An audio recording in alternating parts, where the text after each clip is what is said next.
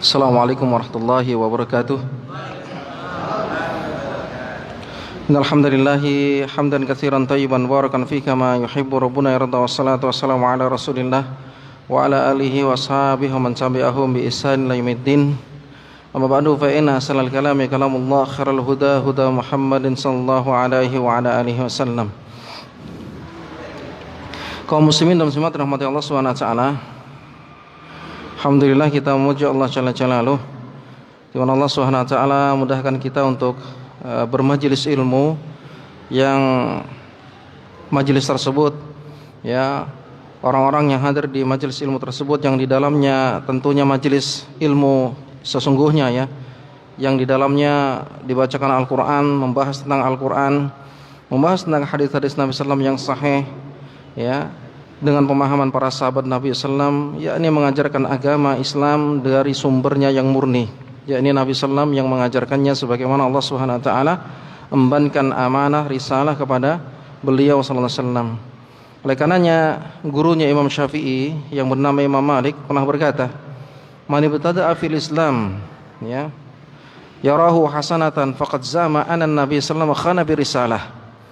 Kata gurunya Imam Syafi'i, siapa yang dia ya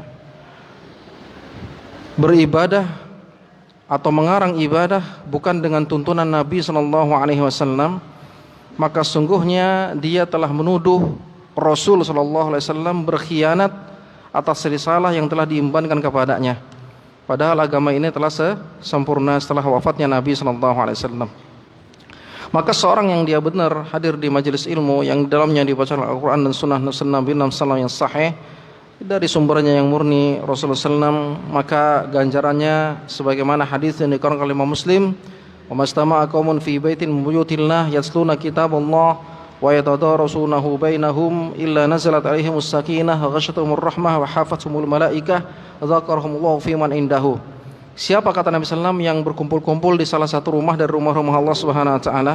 Apa berkumpulnya? Yatsluna kitaballah, yakni membaca Al-Qur'an. Membaca Al-Qur'an, yatsluna kitaballah, bukan hanya sekedar membaca Al-Qur'an, yakni mentadabburi Al-Qur'an tersebut, mempelajari syariat Islam ya dari hadis-hadis Nabi SAW yang sahih.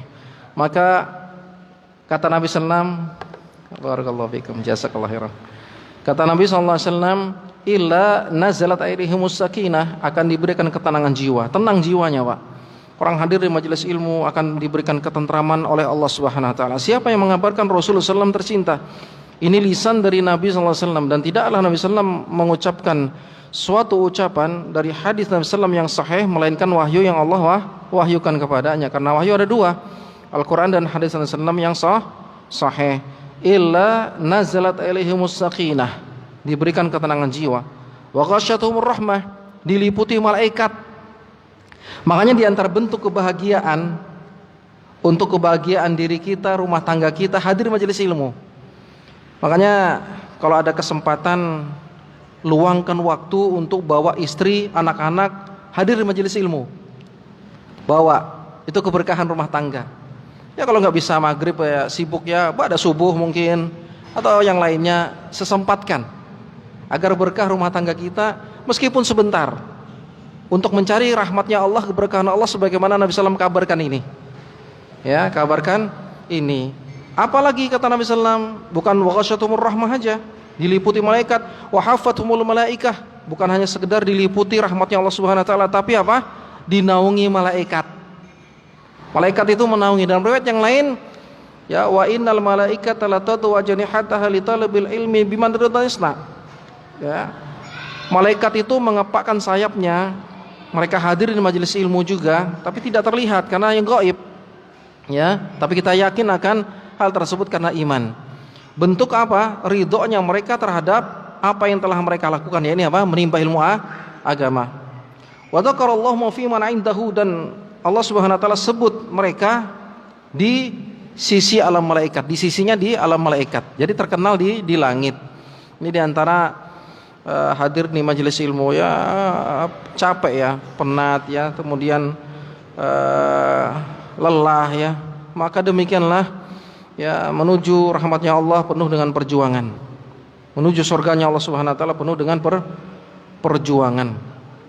Ya, Bukankah Nabi sallam bersabda, ya dunia sijnul mu'min wa jannatul kafir. Dunia itu adalah ya surganya bagi orang kafir dan ya kebalikan bagi orang mukmin. Ya, karena di dalamnya terikat dengan syariat Allah Subhanahu wa taala, maka seorang mukmin dia tidak bebas dalam melenggang ya dalam hidupnya. Dia terikat dengan syariat Allah Subhanahu wa taala. Thayyib, kita lanjutkan bacaan hadis Nabi sallallahu dalam kitab Riyadhus Shalihin yang dikarang oleh Imam Nawawi. Ya, ini hadis yang telah panjang yang disebutkan ya seseorang ya Badui bertanya kepada Nabi sallallahu tentang cinta. Yang tadinya dia bertanya tentang khuf, ya tentang khuf. Kemudian sahabat ya Safwan ini memberitahukan bahwasanya dia mendengar Nabi sallallahu bahkan safar bersama Nabi sallallahu cara sunnah ya memakai khufain. Dua khuf itu adalah ya wudu sempurna, ya wudu sempurna. Kemudian ya setelah dia batal dari BAB selain junub, maka cukup ya mengusap atasnya saja dari khuf tersebut. Yakni sesuatu yang menutup mata kaki, baik dia sepatu ataupun kaos kaki. Bagi musafir, kata Safwan, dari Nabi sallallahu anjurkan yaitu 3 hari 3 malam. Ya, kalau bagi orang yang mukim yang tidak musafir, ya maka dia 1 hari 1 malam. Ini bedanya musafir. Kalau musafir itu dia boleh menjamak dan mengqashar salat. Adapun mukim, orang yang tidak musafir, dia tidak boleh mengqashar tapi boleh menjamak. Ini beda. Kalau musafir dia boleh menjamak dan mengqashar, menggabungkan menggabungkan 2 waktu sholat di 1 waktu sholat, ya dengan meringkas. Adapun mukim itu tidak boleh meringkas sholatnya yang 4 jadi 2 rakaat, tapi cukup bisa menggabungkan, namanya menjamak. Ini bedanya. Dan juga sama seperti ini. Ya, perbedaan kalau musafir ya sunnah khufain itu 3 hari 3 malam. Adapun mukim 1 hari 1 malam. Kemudian dia puas dengan pertanyaan tersebut yang dia jauh-jauh datang untuk menemui sisa sahabat yang ada, yakni Safwan. Ya, ini untuk menimba ilmu agama karena dia tahu keutamaan menimba ilmu hadis. Makanya ada ungkapan para ulama hadis yang telah menimba ilmu hadis. Ya, ulama hadis siapa di antara yang terkenal? Imam Al-Bukhari. Pendahulunya siapa? Pendahulunya Imam Malik, ya Abu Hanifah. Terus para sahabat menurunkan ilmu-ilmu mereka yang dia dengar dari Nabi sallallahu kepada murid-murid mereka, yakni tabi'in. Adapun Imam Syafi'i seorang tabi'ut tabi'in, maka dia berguru dengan tabi'in. Ya, tabi'in itu muridnya para sahabat.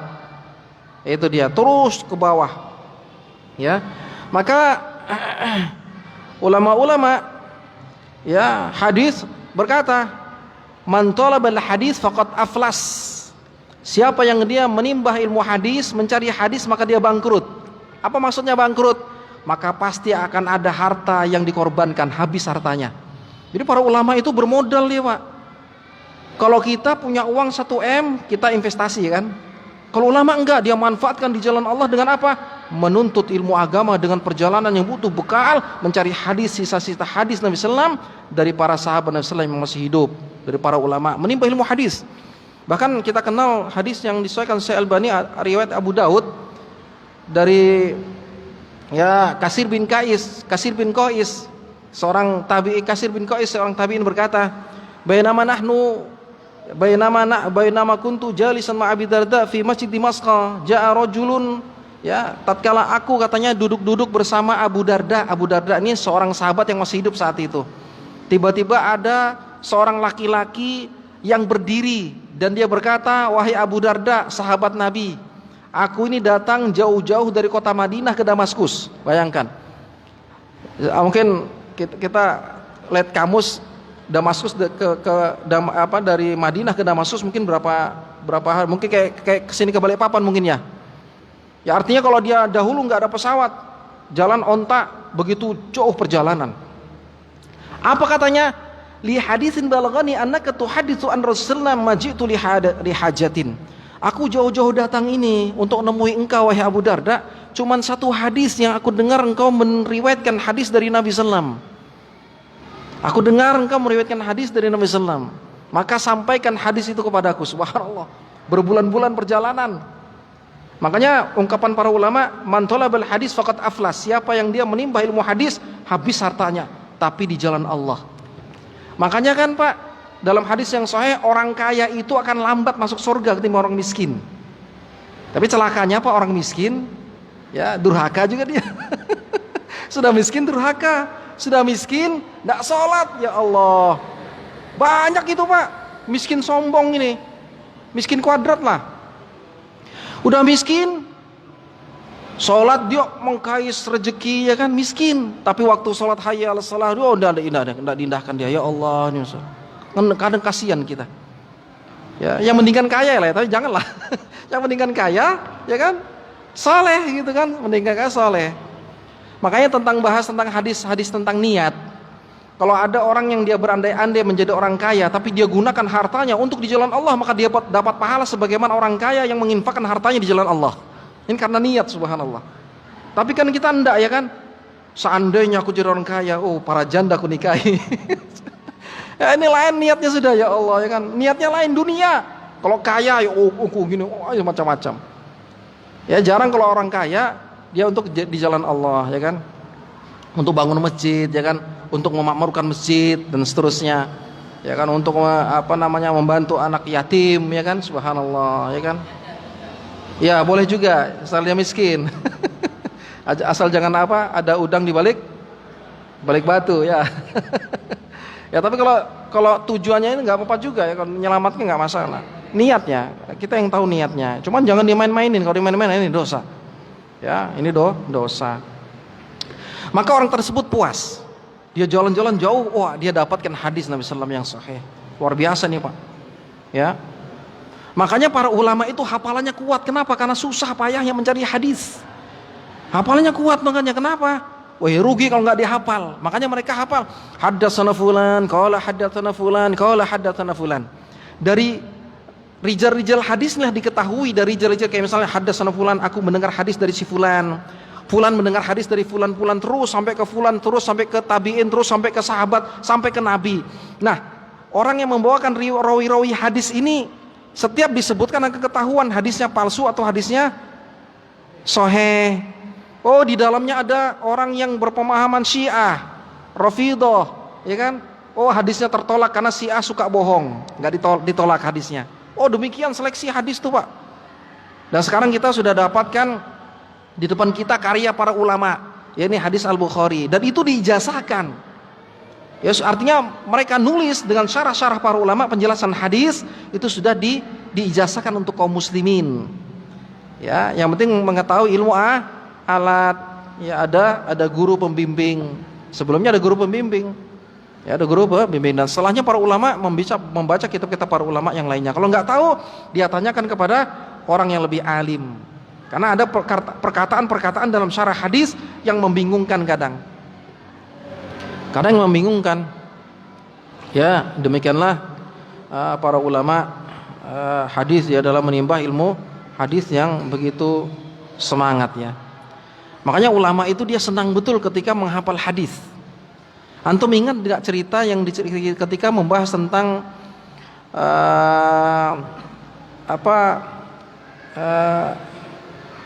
Rihlah Thalabul Ilm, Syekh Bakar Abu Zaid. Ya, tentang istirahat rihlahnya seorang ulama itu untuk menimba ilmu hadis. Itu ada diceritakan tentang Abu Zur'ah Ar-Razi. Ulama hadis diantaranya Abu Zur'ah Ar-Razi itu ketika syakaratul maut. Bayangkan, ketika syakaratul maut, ini teman-temannya ulama hadis semua. Makanya teman-teman orang-orang baik itu biasanya teman-temannya baik-baik semua, Pak. Ya, temannya biasanya baik semua. Ini ulama seniornya ulama hadis Abu Zur'ah Ar-Razi. Ya. Ketika dalam keadaan syakaratul maut, dia mau meninggal, maka yang lain-lain mau mentalkinkan dia, tapi segan karena dia ulama hadis senior.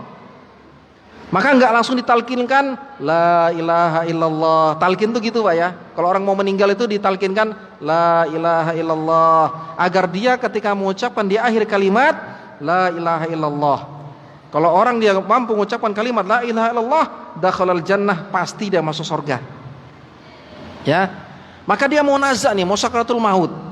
Maka teman-teman yang hadir ulama hadis, segan nih kalau mau mengucapkan la ilaha illallah langsung, wah segan. Maka gimana caranya? Karena dia ulama hadis, mencari ilmu hadis dengan rijal-rijal hadis, ditalkin dengan sanad hadis. Ngeri nih. Contoh dimulai dari Abu Hatim Ar-Razi. Abu Hatim Ar-Razi sudah mengeluarkan hadis ya, tapi yang mau meninggal siapa? Abu Zur'ah Ar-Razi. Maka dimulai dari ulama hadis, dari yang paling bawah. Dia nyebutkan haddatsana fulan, qala haddatsana fulan. Aku mendengar dari si fulan. Makasih, Pak. Aku mendengar hadis dari si fulan, terus dari si fulan, terus dari si fulan, terus dari si fulan. Stop. Enggak sampai apa? Riwayat hadisnya. Terus disambung enggak sampai, karena panjang riwayat hadis itu panjang ya. Kalau kita mendengar lebih panjang lagi, Pak. Makanya kita dibukukan ya kan. Makanya kalau Imam Al-Bukhari dalam hadisnya menyebutkan haddatsani, itu berarti dari gurunya. Dia mendengar dari gurunya tersebut. Sampai semuanya nggak nyambung rawi hadisnya, putus. Karena menghafal nama orang kan, menyebutkan nama-nama orang. Sampai akhirnya ke Abu Hatim Ar-Razi.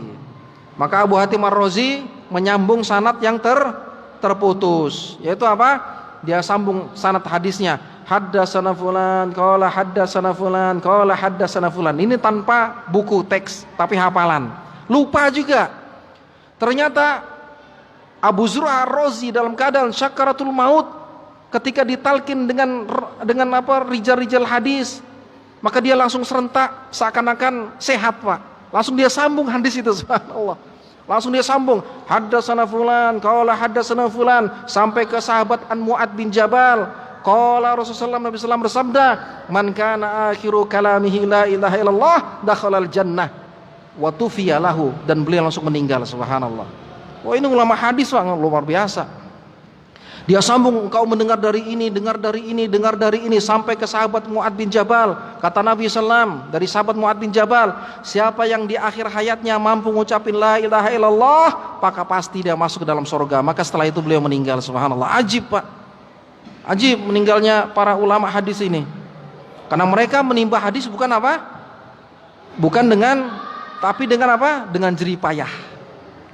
Makanya nafi ilmu mereka itu. Makanya ketika mereka mendapatkan ilmu hadis, langsung mereka amalkan. Contoh, Nabi SAW ya bersabda kepada seorang anak, ya gulam, wahai gulam, ya jika engkau makan, samillah, baca bismillah. Kemudian apa? Makan dengan tangan kanan. Makan dengan kanan. Maka kata rawi hadis ini, senantiasa aku makan sebagaimana yang dianjurkan Nabi SAW, makan dengan tangan kanan. Kenapa? Ternyata makan dengan tangan kiri itu apa? Syaitan makan dengan tangan kiri, minum dengan tangan kiri. Terkadang kita lupa, Pak. Oleh karenanya ya kita ingat kepada hadis ini agar kita mendapat ilmu yang manfaat, berdoa kepada Allah Subhanahu wa taala. Demikianlah para ulama semangat dalam mengamalkan hadis. Ya, mengamalkan hadis. Ya, oleh karenanya kita berdoa kepada Allah agar ilmu manfaat, dapat ilmu diamalkan. Ya, dapat ilmu diamalkan. Kemudian dia bertanya lagi tentang cinta. Ya, maka Nabi sallam bersabda, dan dia bertanya, bagaimana menurut Anda satu kaum yang mencintai kaum tapi tidak melihat kaum tersebut? Maka Nabi sallam bersabda, dia mendengar Nabi sallam, maka Nabi sallam bersabda, kata Safwan, al-mar'u ma'a man ahabba yaumal qiyamah. Seseorang itu nanti dikumpulkan di akhirat bersama orang yang dia cintai. Jadi kalau bapak terlalu cinta kepada apa? Pemain bola, nanti di akhirat sama dia itu. Misalnya sama siapa tuh? Messi. Kan cintanya, orang kalau cinta itu, Pak, terbukti, Pak. Buktinya apa? Apa yang dilakukan oleh sang buah hati kecintaan itu dia ikutin. Contoh misalnya gaya-gayanya, misalnya kan rambutnya misalnya botak nih, dia ikutin itu tanda cinta. Hati-hati makanya, Pak, jangan kasih cinta sembarang cinta. Nanti Bapak di akhirat bersama orang yang Bapak cintai. Ya kan? Ini bahaya nih. Dikira Nabi nanti di akhirat, ternyata apa? Fir'aun. Kenapa? Karena ngikutin gaya Fir'aun. Maka Ahlus Sunnah harus wajib belajar agama kembali kepada Al-Quran dan Sunnah Nabi SAW. Ya, cinta yang sesungguhnya ya diberikan kepada Allah dan Rasulnya sallallahu alaihi wasallam. Thayyib, apa yang dapat diambil dari hadis ini faedahnya? Ya, fikih dari hadis ini apa yang dapat diambil? Ya. Soalul mukallaf ya ahlul ilm ya amma ashkala min amri dinihi kama fi qoulihi ta'ala fas'alu ahla dzikri in kuntum la ta'lamun, surah An-Nahl. Maka wajib bagi orang mukallaf yang telah dibebani syariat ketika tidak mengetahui satu permasalahan agama menanyakannya kepada ahlinya. Dan orang ketika ditanya nggak tahu maka wajib menjawab wallahu a'lam, jangan paksa menjawab. Kayaknya seperti ini, wah ini nyesatkan orang ini.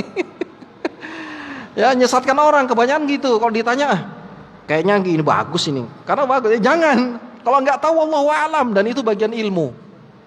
Dan itu bagian ilmu. Karena Nabi SAW pernah bersabda, hadis yang dikatakan oleh Imam Muslim, kata Nabi SAW, innallaha la yakbitu ilman tizan yantazi'uhu min suduri ibad walakin yakbituhu biqabdil ulama hatta idza lam yubqi aliman ittakhadhan nas ru'usan juhala fasu'ilu fa'aftahu ghairi ilmin fadallu wa adallu.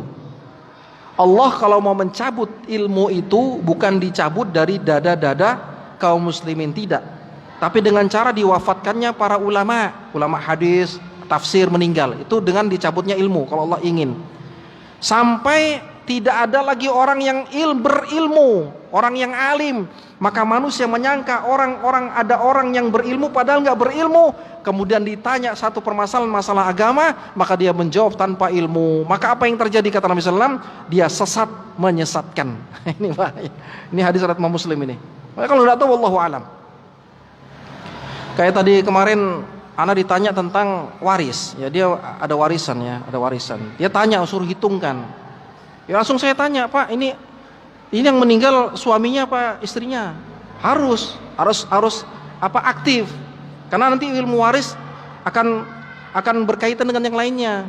Oh, anak laki-laki enggak ada, anak perempuan, berarti kemungkinan cucu dapat. Terus gitu ya.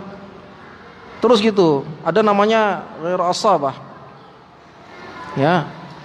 Oh, nanti Ustaz ya. Kalau enggak siap nanti ya WA saja, berapa jumlah hartanya nanti kita hitungkan. Karena ada ilmu waris, nanti dihitungkan, nanti aktif. Nanti saya tanya, ini masih hidup enggak, anaknya berapa, laki-laki berapa, bapaknya perempuan masih hidup enggak, ya, terus nanti ditanya. Ya harus aktif, tidak langsung serta-merta berapa bagiannya langsung dibagi, enggak. Ya enggak gitu ya. Wallahu a'lam bishawab. Kaum muslimin subhanahu wa ta'ala ya. Selanjutnya yang kedua, hadis yang dapat diambil, mutalabatus sa'il lil alim an dalilihi ya ahwa nassun am istidlalun au istihaduhu. Maka seorang yang alim ketika ditanya tentang dalilnya, ketika dia menjawab, ditanya oleh audien tentang dalilnya, nggak boleh marah. Ya nggak boleh marah. Apa Ustadz dalilnya? Sebutkan. Karena akan mengetahui apakah ini nas dalil, yang jawaban itu apakah dalil, ya kan? Atau istidlal, inti dari pendalilan yang dia pahami dari hadis tersebut, bisa dipahami ya? Atau istihad dia. Itu dia. Jadi seorang alim tidak boleh apa?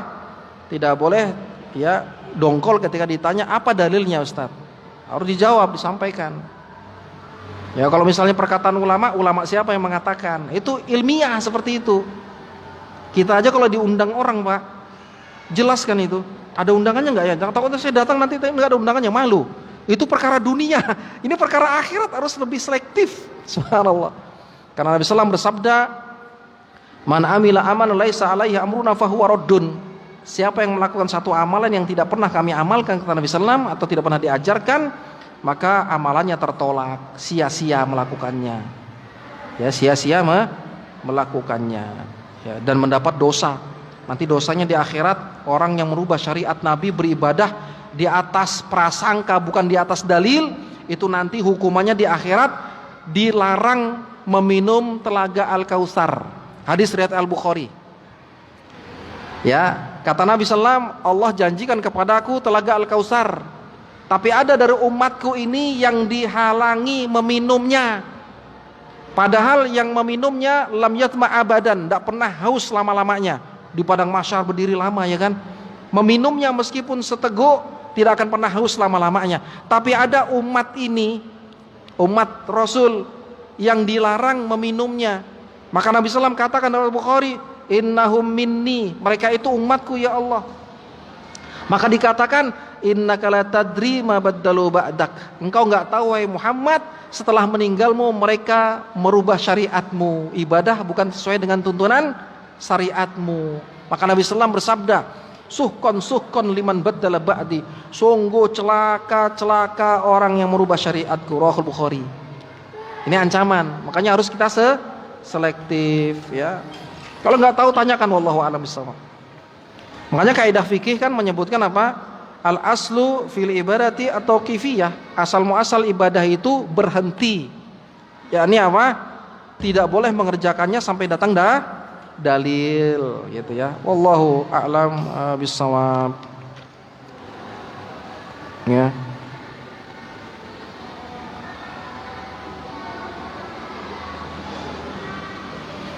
Mungkin ada yang mau ditanyakan, Pak, silakan. Ya, monggo, silakan. Nggih, monggo Pak Ustaz.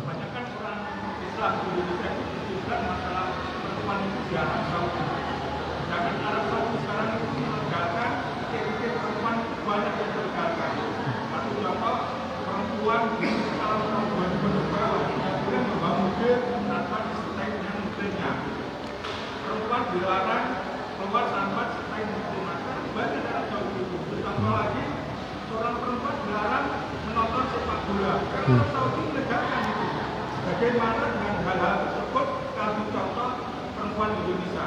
Iya. Jadi kita diperintahkan Allah Subhanahu wa taala untuk mentaati Rasul, ya. Jadi mencontoh Rasul. Ya, mencontoh Rasul, bukan mencontoh negara dan yang lainnya. Iya, itu adalah kiblat kita, ya. Kiblat kaum muslimin Mekah. Adapun pemerintahannya, ya, beriring dengan pemerintahan dan kebijakan masing-masing, maka bisa menyelisih sunnah. Cuman masih mending lah ketimbang negara-negara yang lain, karena masih apa? Dikontrol oleh para ulama. Artinya intinya ibadah itu, ya, patokannya, kiblatnya adalah bukan negara, tapi dalil. Makanya Allah perintahkan, wa man ata'ar rasul faqad ata Allah. Ya, ati Allah wa ati Rasul, perintah, ikutilah Allah dan Rasulnya. Jadi patokannya adalah perintah Rasul. Kalau Rasul melarangnya, tinggalkan. Kalau Rasul mengerjakannya, kerjakan. Meskipun, ya, dikerjakan oleh seorang yang di satu negara jadi kiblat kaum muslimin. Kalau dia, ya, menyelisih perintah Rasul, maka tidak boleh diikuti. Makanya ada kaidah ketika wajib taat kepada pemerintah. Wajib taat kepada pemerintah. Ati Allah, ati Rasul, ulil amri minkum, ya kan? Maka ada kaidah bukan semua serta-merta ditaati. Makanya ada kaidah hadis Nabi SAW apa? La ta'ata li makhlukin fi maksiatillah. Tidak boleh taat kepada makhluk kalau untuk bermaksiat kepada Allah. Meskipun apa? Seorang pemerintah yang kita dianjurkan untuk taat kepadanya, enggak semuanya. Kalau perintahnya menyelisihi Al-Quran dan Sunnah, wajib ditolak, gitu ya.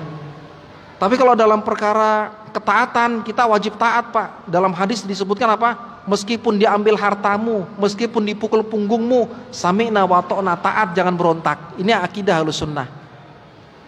Ya, akidah Ahlus Sunnah. Intinya pijakannya adalah dalil, ya. Artinya perempuan, ya, artinya semua hukum kebijakan yang ada di Saudi nggak bisa disamakan dengan kita. Contoh misalnya ada kaidah apa? Al-adatu muhakkamat, adat bisa dijadikan sebagai hukum.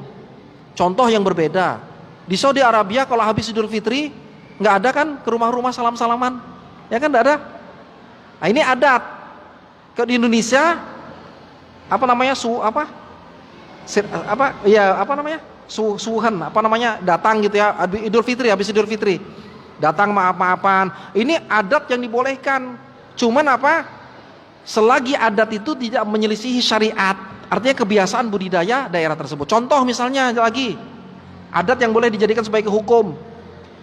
Di Arab Saudi biasanya bukan pakai kopiah, pakai apa? Sorbannya, pakai jubahan. Kebiasaan sana nggak bisa dibiasakan ke sini. Maka adatnya misalnya contoh di sini kayak sarungan gitu kan. Walaupun pakai jubah boleh ya, asal tidak jadi fitnah. Nah, itu namanya sunnah baladiyah, selagi tidak menyelisihi syariat dan selagi tidak sukroh. Sukroh itu beda sama yang lain, yang bukan perintah Nabi. Contoh, tradisi di Maroko kopiahnya kan tinggi. Bapak pakai di sini, apa-apaan lagi? Nah, itu tidak boleh. Sohroh, pakaian kebanggaan, itu tidak boleh. Tapi selagi yang masih wajar-wajar, ke peci putih, ya kan masih wajar, masih ada pakai apa? Jubah itu masih wajar, nggak apa-apa. Ya itu kembali ke adat masing-masing gitu ya. Wallahu a'lam bishawab. Demikian nih. Demikian Ustaz. Mungkin ada lagi Pak. Enggak usah lama. Iya Pak.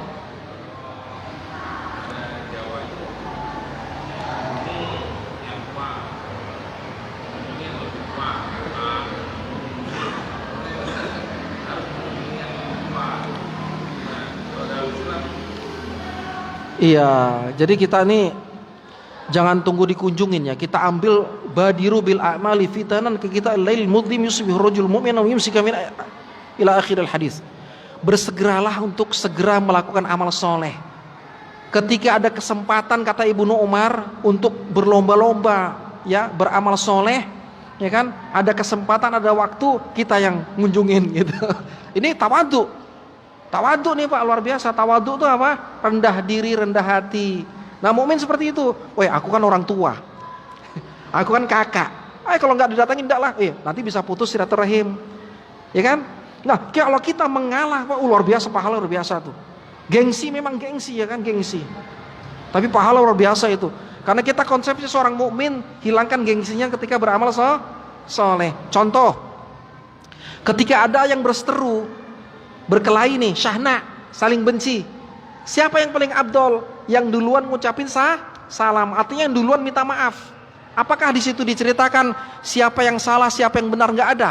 Terlepas dari salah dan benar, siapa yang duluan minta maaf meskipun dia benar nggak salah, itu yang abdol. Tapi gengsi kan? Gengsi Pak. Saya nggak salah kok minta maaf. Tapi yang ngucapin salah luar biasa. Nah, ini luar biasa. Jadi kita berusaha untuk melakukan amal soleh, ya tidak memandang kita senior atau tidak senior, demikian ya.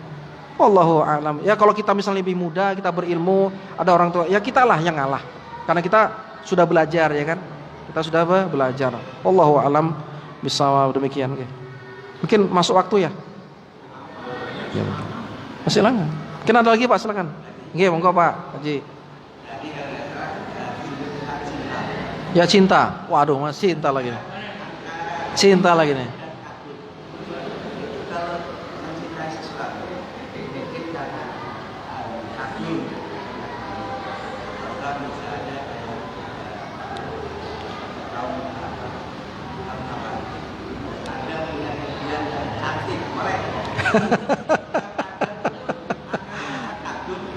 Boleh nggak apa-apa. Boleh cinta Pak, boleh.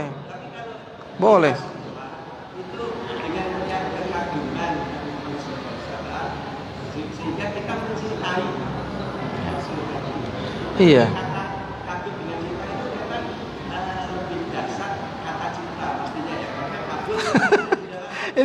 ini ahli cinta nih.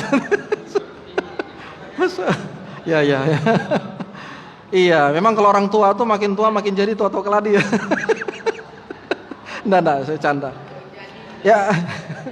Jadi cinta itu iya benar Pak. Makanya ada cinta karena Allah, benci karena Allah, iya boleh, sahih. Cuman ada cinta yang seharusnya cinta kepada Rasul dilebihkan dari cinta yang lainnya gitu. Cinta boleh. Misalnya kita cinta kepada seseorang ya, tapi asal jangan cintai istrinya orang nih Pak.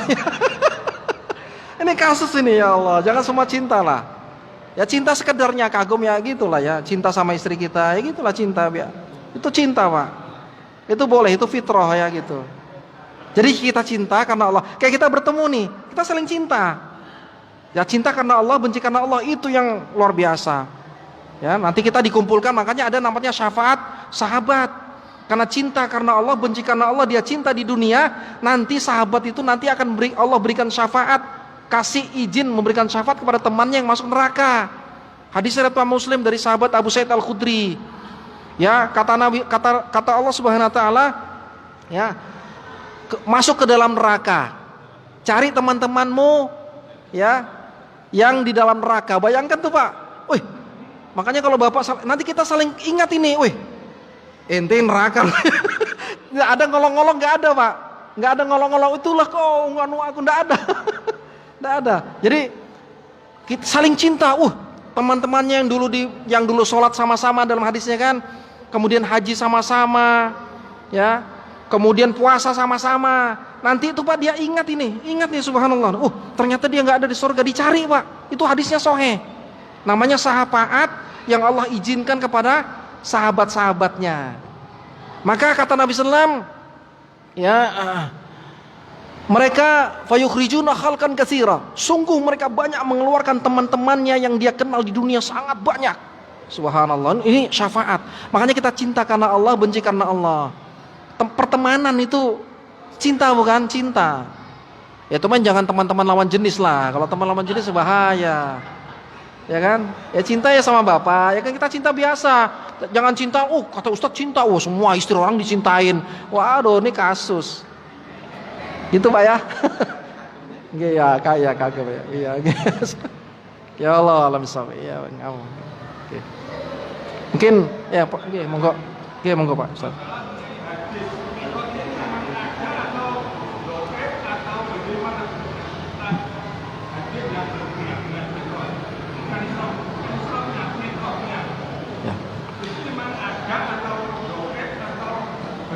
Isra Mi'raj ya.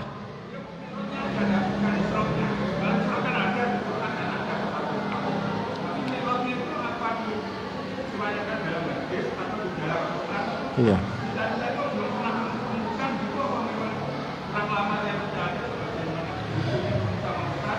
Iya.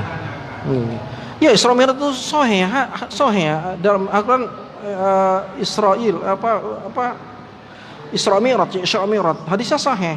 Ya, hadisnya sahih dari Abu Bakar As-Siddiq ketika menceritakan yang orang-orang saat itu tidak percaya Isra Mi'rajnya Nabi sallam. Isra Mi'rajnya naik ke atas ya. Perjalanan ke Palestina ya kan, ke Aqsa, kemudian naik ke atas Sidratul Muntaha, dan itu ada tentang emban syariat perintah salat. Hadisnya sahih. Dia yang dari Abu Bakar As-Siddiq radhiyallahu anhu.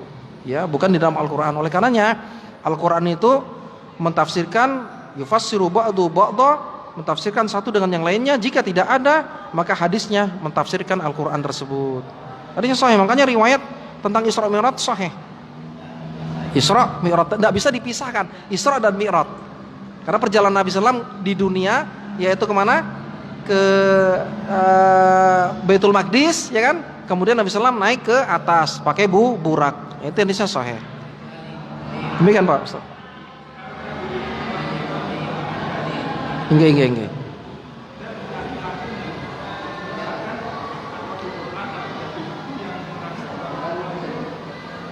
Naik ke atas.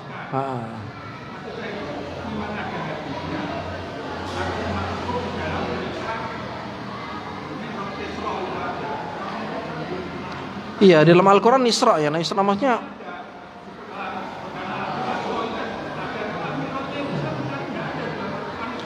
Iya, yang ada di dalam hadis. Iya, yang ada dalam hadis ya, dalam hadis. Okay. Yang ada dalam hadisnya Pak Ustaz, masyaallah.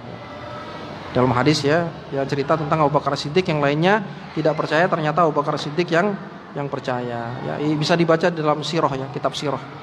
Kitab-kitab sirah. Ya ini Hidayah wa Nihayah, yang kitab-kitab sirah yang lainnya. Ya, wallahu a'lam bishawab. Oke. Mungkin cukup Pak ya. Cukup ya, yang mungkin yang harus sampaikan, yang mudah-mudahan bermanfaat ya. Mohon maaf salah kurangan ya. Kita akhirkan kebetulan majelis. Subhanakallahumma bihamdika asyhadu an la ilaha illa anta astaghfiruka wa atubu ilaik. Assalamualaikum warahmatullahi wabarakatuh.